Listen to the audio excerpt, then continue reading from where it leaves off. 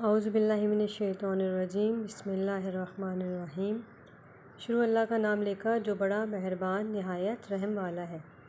سورہ بقرہ کی آیت نمبر 1 سے آیت نمبر 10 میں اللہ تعالیٰ فرماتے ہیں، یہ کتاب قرآن مجید، اس میں کچھ شک نہیں کہ کلام اللہ ہے، اللہ سے ڈرنے والوں کی رہنما ہے، جو غیب پر ایمان لاتے اور آداب کے ساتھ نماز پڑھتے، اور جو کچھ ہم نے ان کو عطا فرمایا ہے اس میں سے خرچ کرتے ہیں، اور جو کتاب اے محمد صلی اللہ علیہ وسلم تم پر نازل ہوئی، اور جو کتابیں تم سے پہلے پیغمبروں پر نازل ہوئیں، سب پر ایمان لاتے اور آخرت کا یقین رکھتے ہیں، یہی لوگ اپنے پروردگار کی طرف سے ہدایت پر ہیں اور یہی نجات پانے والے ہیں۔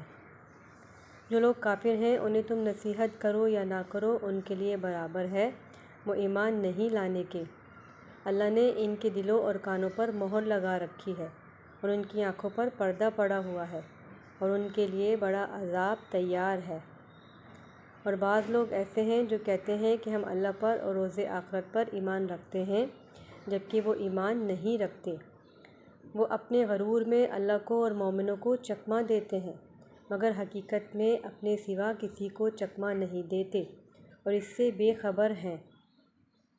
ان کے دلوں میں کفر کا مرض تھا، اللہ نے ان کا مرض اور زیادہ کر دیا، اور ان کے جھوٹ بولنے کے سبب ان کو دکھ دینے والا عذاب ہوگا۔